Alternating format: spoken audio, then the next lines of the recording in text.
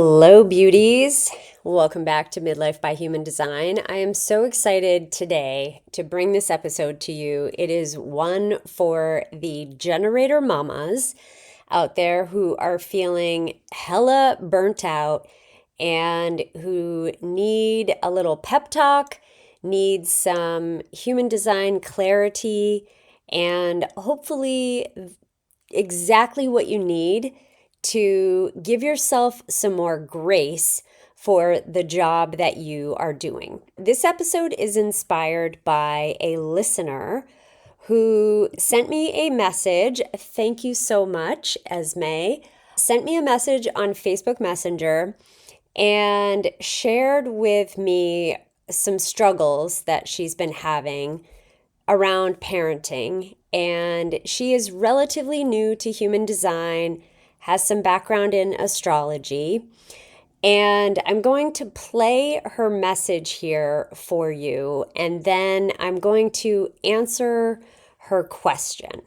You encouraged us to ask you questions. And so I wanted to ask for an episode where you go back to the basics and focusing on the type. So I'm a generator and I'm still quite new to human design. I'm sure you've already done a lot already around type, and I haven't gone back to the beginning of your episodes. But specific lens I would like to explore, I would like you to explore is being a generator and being a mother. Because my understanding is as a generator, I'm supposed to respond and not initiate. But as parenting is a lot about teaching and therefore about initiating, I cannot wait for my kids to ask me. So I'll give you a concrete example. They real rarely drink the water. And then they will complain to me about belly aches or headaches now in this time of heat waves. And I'm always pushing. I'm always preparing them the water, shoving them in front of their faces. And as they move around the house, then I'll bring back their bottles to them. And that may sound like a silly example, but it feels like that's a lot of what's happening through my life. And it's just draining and frustrating. And sometimes I try to let go and I say, okay, they'll just, learn their own lesson. But then my son, being super distracted, is just going to leave to school without his bag. Or if it's not his food or drink is forgotten, it's his gym clothes, his swimming gear. And it's just, the house is the same. The house will be left untidy. And like, I'm not a Virgo, I am a Libra, and I do a house to be pretty, to be full of hair, that should be a bit tidy and a bit clean. So those sound like silly frustrations, but I know I'm definitely not in my not self theme when I observe that in me. Okay, so the first thing I want to say is just that Esme deserves so much love and support and good vibes coming to her. And if you are feeling this way as a generator mama, I am sending you big, big love. I can completely empathize with where you are at.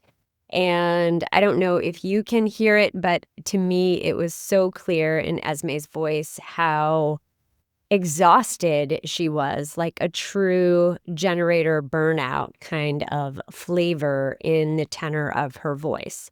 Now, to give you a little bit of background, Esme is 43. She took a career break after experiencing burnout from that. And her experience was that she was trying to be everything for everyone, which sounds a bit like a pattern here, which we will talk about. And she has started her own business, which has been a bit slow to grow because she's so focused on being a parent to her lovely children who are 8 and 10 years old. And some of the things that she went on to say that I didn't include in the recording here were reflections of feeling unappreciated, feeling like there's little reward where she's putting in a ton of effort and she's not really seeing change happening. And that she's also made this shift from being a very intellectual kind of minded person in her career and in her life in general to now being the homemaker and kind of struggling with that. So, I am going to talk about those things as well as the parenting component because I think that there's so much juiciness here for any person who is a generator or a manifesting generator who has this defined sacral and wonders, like, why do I find myself always feeling like I'm in this burnout? So, one of the first things that Esme asked is around response versus initiation. And she framed it by saying parenting is a lot about teaching and therefore initiating. So, annoying as this may be, the first thing I'm going to start with is answering your question with a question. And that question is, what would happen if you experimented with responding only? So, reframing the idea of teaching needing to be an initiatory thing and instead teaching in response. And one example I can think of from my years in the classroom is this one year I did an experiment when I was co-teaching with another generator. And we decided that at the very beginning of the year, the first day when our students walked in, instead of having the whole classroom set up as we would like it, we decided to pile all of the chairs into the center of the room and the desks, just in this literally like a big pig pile of chairs and desks. And we left the room pretty bare. We didn't have any of our classroom decorations, which this was so different for me. It really took me out of my comfort zone. So we put everything in the center and we waited for our students to walk in the door. And of course, they were on their first day, I think, very much expecting to walk into a classroom that was all put together and all ready for them. And so when they walked in, it reset for them like, whoa, wait a minute, what is this all about? And we did an activity with them in the first week of school around designing the classroom in order to support their learning. And what would that look like? And where should we put the desks? Where would you like them to be? And so I offered this as an example of a generator waiting for a response. So instead of the generators creating the classroom environment without the students, we waited for them to come, and then we waited for them to say, hey, this is what we want, and this is what's going to support us.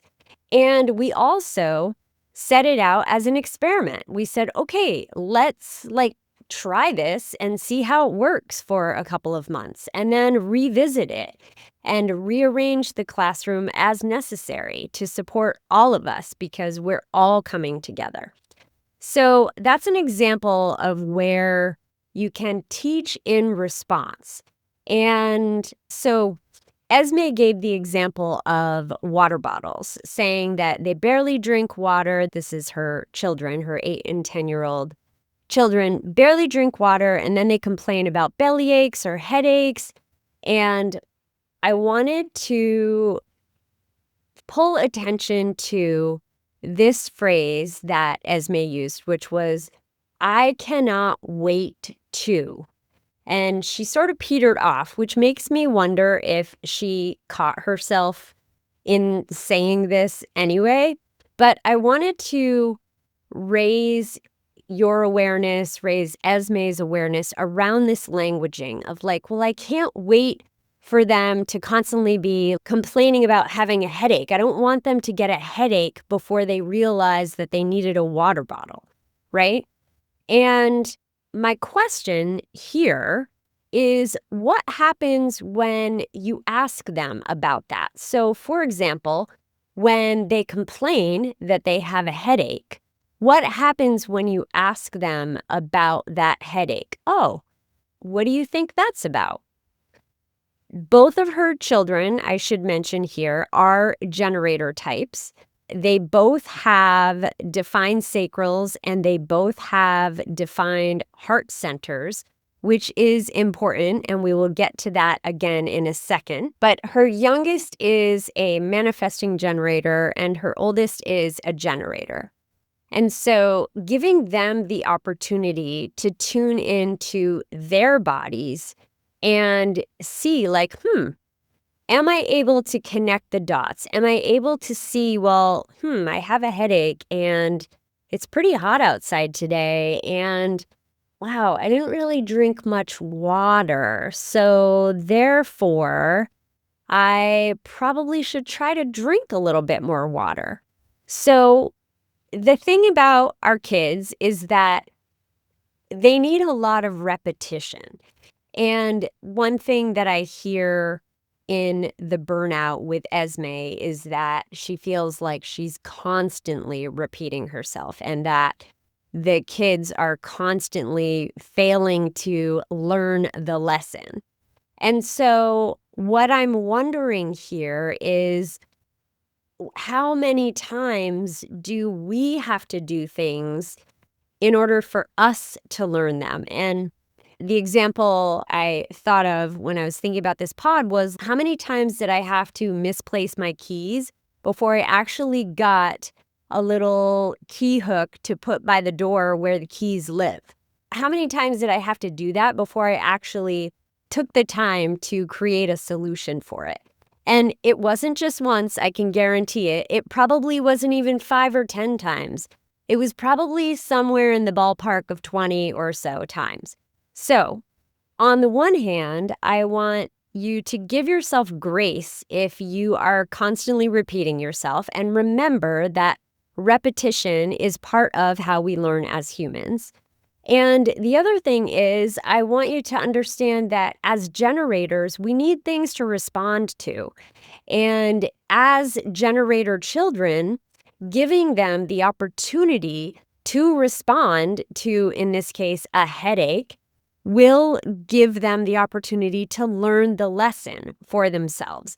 Now, does this give you a bit of a headache as the mother to have to deal with the aches and pains and whatnot?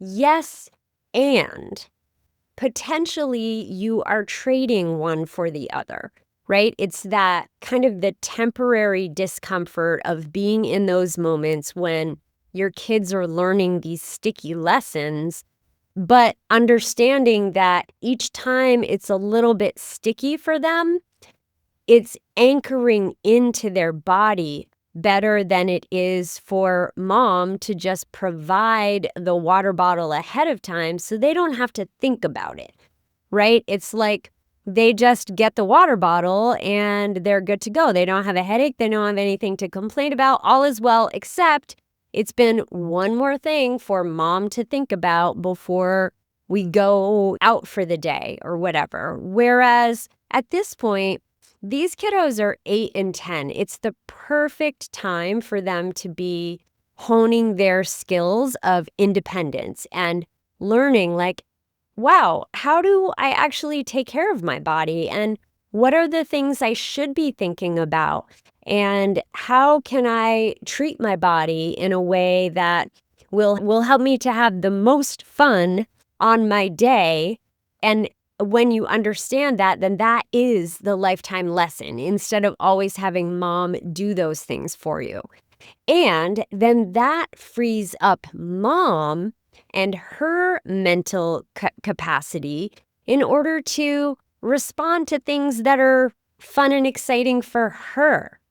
So I really want you to remember as a parent that we have to allow ourselves some grace with the fact that parenting is about repetition and also that generators need things to respond to. It's got to be something outside of yourself that you're responding to. So this brings me to my next point, which is disentangling the idea of initiation versus response. And yes, you do have to teach your kids a lot as a parent, or that's part of being a parent is teaching our children.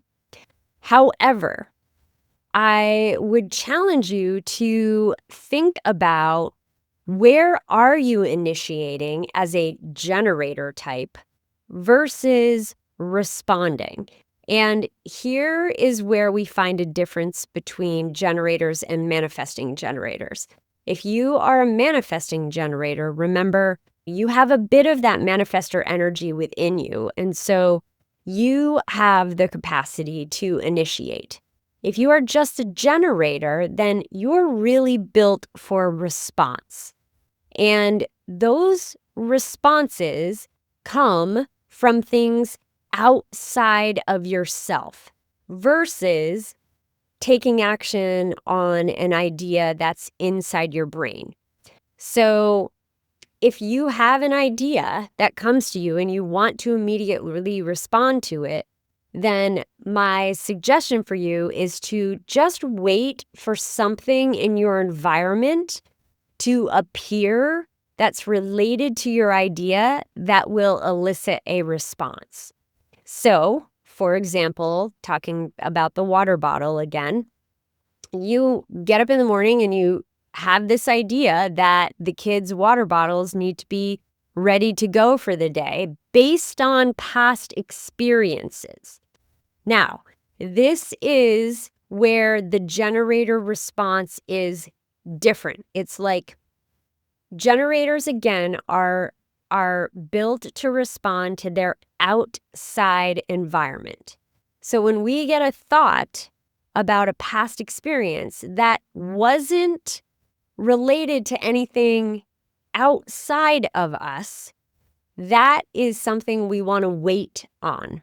We want to wait for something in our outside environment to make itself known or appear in some way in order to then pull that response forward.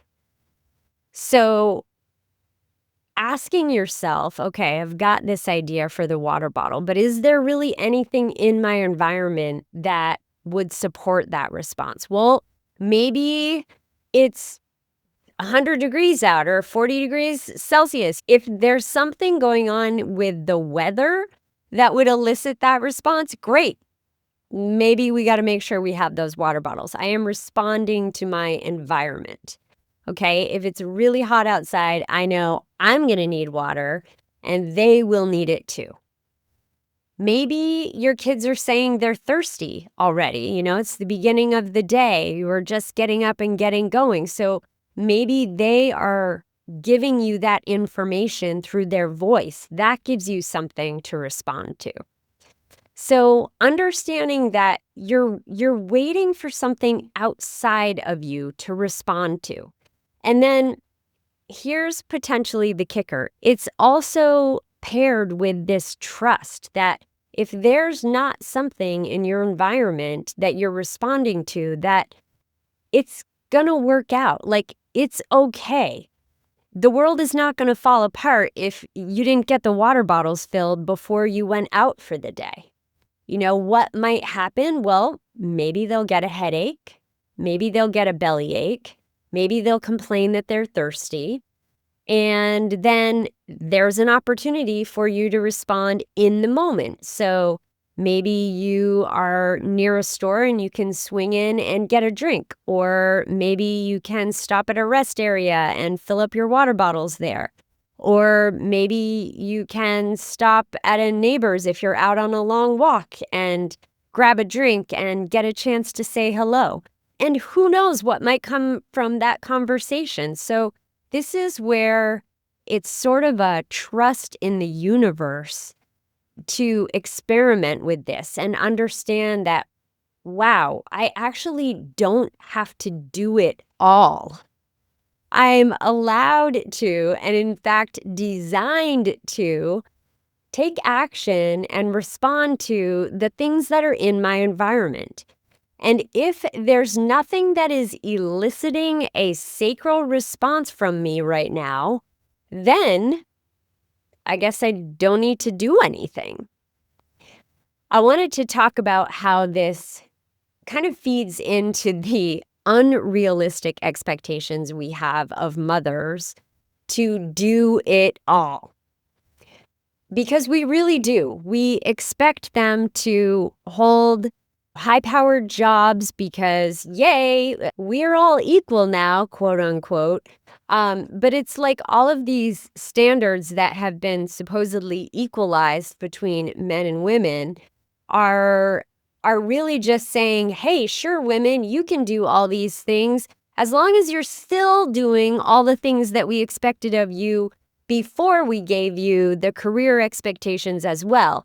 And might I add that even over the last few decades, the expectations of parents have evolved, where we are, as humans, evolving and starting to understand so much better about our needs and what it really takes to nurture an aligned human. And those are all good things that we have learned. However, the vast majority of those expectations around who gives the support for these kinds of things to fall into place, like how do we get emotionally intelligent children, for example, oftentimes falls on the mother, in addition to all the other things that she is doing. So I think about Gen X. I'm personally Gen X, and our parents get a lot of grief for the neglect and letting us run out the door first thing in the morning and not coming back until 10 o'clock at night, and who the hell knows what we were up to.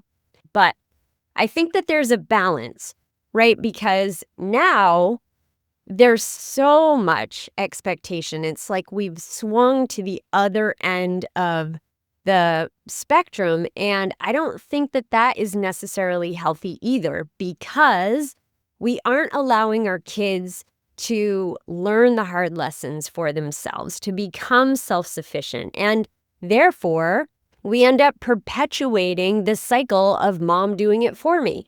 And listen, I am talking to exhausted generator mothers of 8 and 10-year-olds, as well as 20-year-olds. My kiddo, my oldest, is about to turn 20, and I will absolutely admit that I have done far too much for him, probably. Yes, I probably have. And part of that is my own definition of what I felt was my way of mothering. And also this kind of in-between phase as they grow older of feeling like, how does mothering change as they get older? And my oldest is home for the summer right now, and sometimes I'll still help him get his lunch ready and get his breakfast ready for him and help him get out the door. And that feels good to me because I feel like I'm doing something for him. And is that setting him up for failure? I don't know. To some degree, it is, because then he doesn't have to do it for himself. So my point is that it's a balance, and there's no 100% right or wrong answer. What I would like for you to do as a generator mother is rely on your sacral to help you understand what to respond to.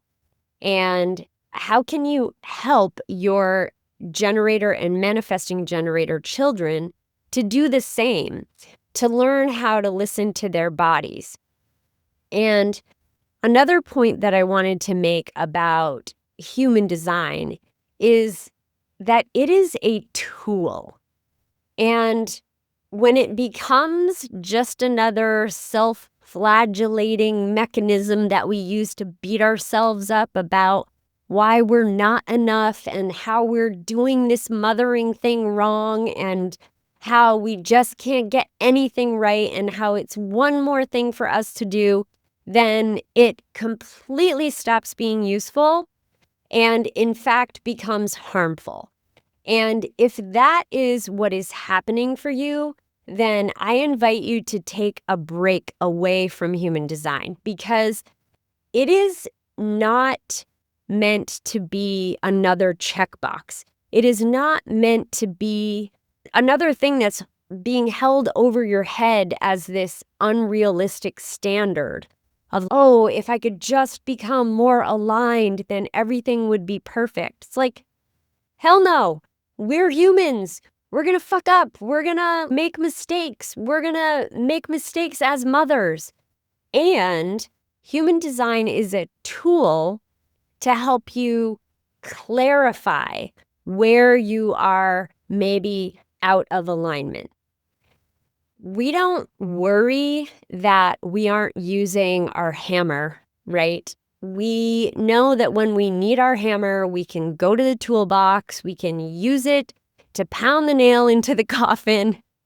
Okay, maybe that's a bad analogy. We can use it to hang the photos up on the wall or to build some bookshelves.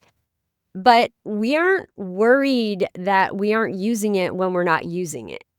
And obviously, human design isn't a physical tool. It's a tool for our self-awareness. It's a tool to help us grow as human beings. And plus also, my point in using the hammer analogy is just to say it's not a tool where you should be going, oh my God, I'm totally doing this generator thing wrong. Like, I am so off base. I'm not ever responding to anything. I am always initiating. Because then it just becomes, again, one more thing for you to feel like shit about. And I don't want that for you. I don't think Ra wanted that. I don't think human design wants that for you. It is a tool to help you find alignment. And remember, it is an experiment. It is constant experimentation. So you try something, figure out if it works, and if it doesn't, you pivot a little bit, 1 degree in either direction, and take another crack at it. So I wanted to talk a little bit about Esme's chart. As I mentioned, Esme is a generator. She has a completely open solar plexus and heart. So I mentioned earlier that she left her career because she was burnt out. And what I am sharing with you today is, again, burnout reflected. And I'm wondering, those of you who are a little bit more practiced in human design, if you are picking up on what I'm mentioning here with the open, I'm talking completely open solar plexus and completely open heart. So on the one hand, the heart and the solar plexus are motor centers along with the root and the sacral. So Esme has the root and the sacral, but she doesn't have the solar plexus and the heart operating on the regular, right? Unless she's borrowing it from transit energy or she's borrowing it from somebody else. It's not part of her design.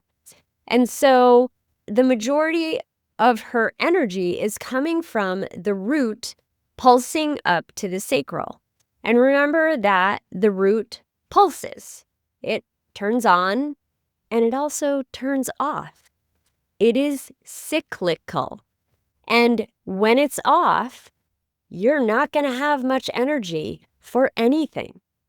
And that is okay. It means that you need a break.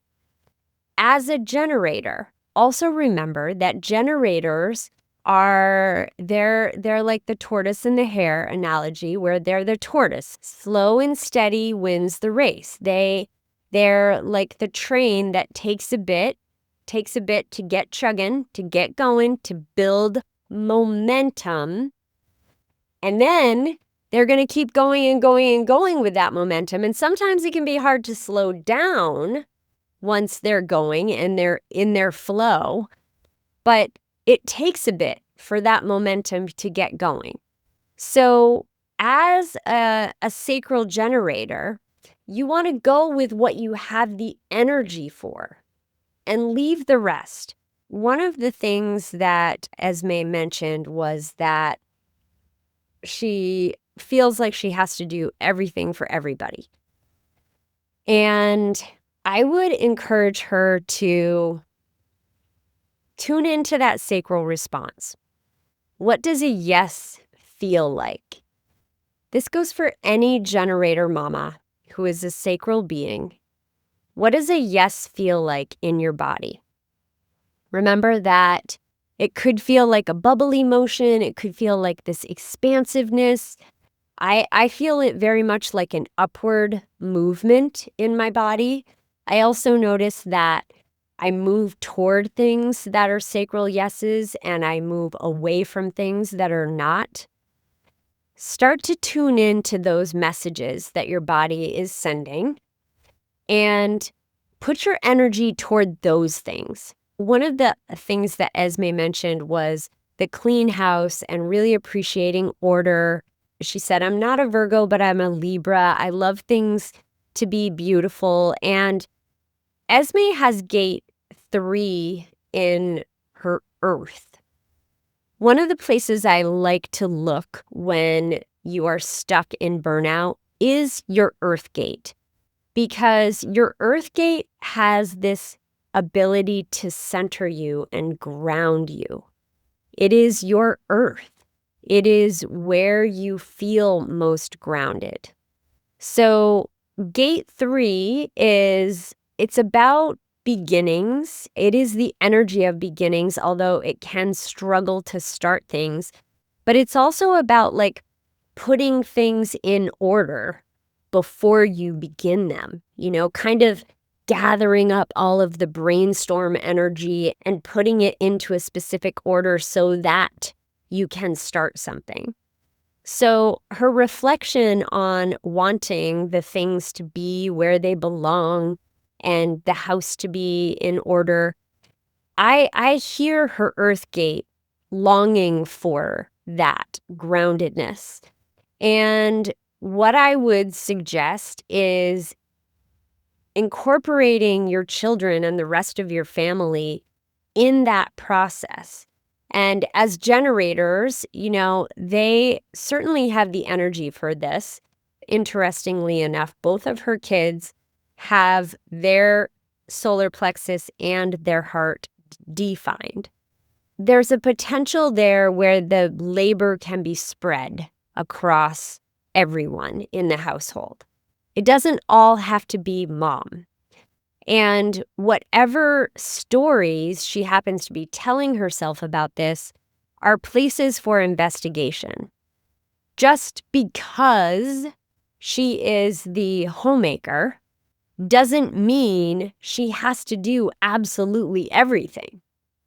And in fact, by doing absolutely everything, she is not giving her children the opportunity to develop some of those skills that will help them in life, right?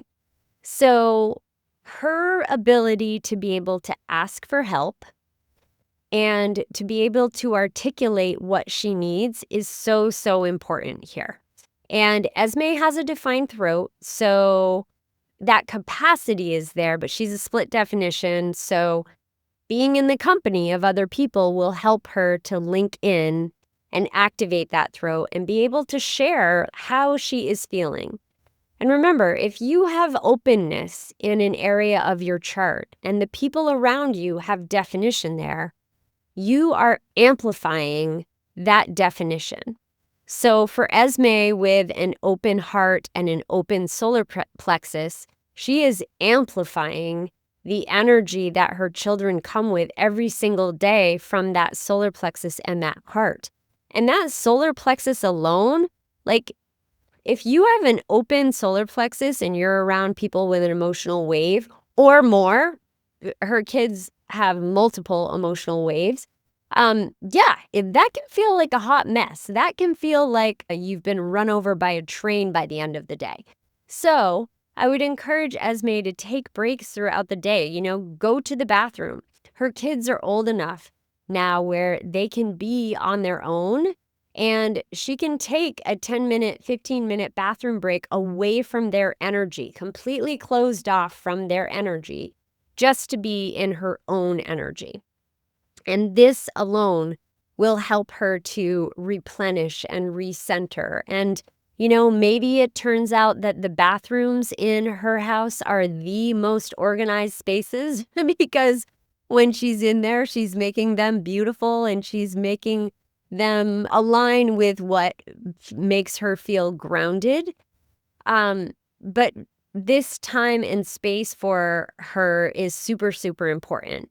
And if you are a generator mama listening to this, I would also encourage you to look at, where do you have openness in your chart and where are you amplifying other people's energy in those areas?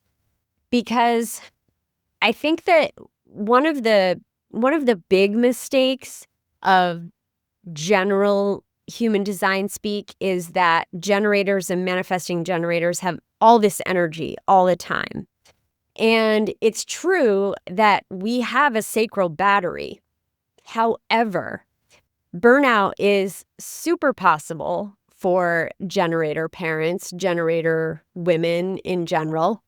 And if we don't pay close attention to the places where we are kind of letting our energy leak out, then it happens even faster. That burnout happens even faster when we aren't aware of it, which is ultimately what I see as the purpose of human design, is giving us this tool that will help us to become self-aware so that we can live out our purpose. And as a generator type and as a parent, I would think about, what lights you up? What do you feel drawn to?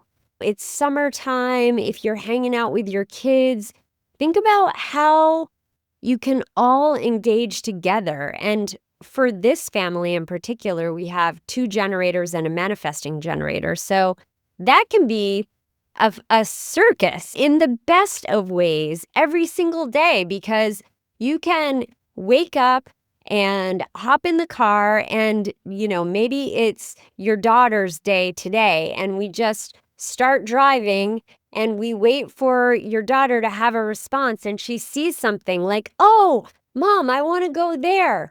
And so you turn the corner and you pull into the parking lot and you are in a wildflower farm, and maybe she wants to run through all of the trails of the wildflower farm and smell all the smells and see all the beautiful flowers. I don't know. I'm just like making up this example on the spot.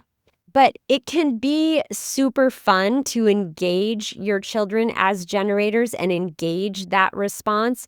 Every single part of the day becomes an adventure because you can just see, like, okay, all we need to do is put our bodies in front of some kind of different environment and see how we respond.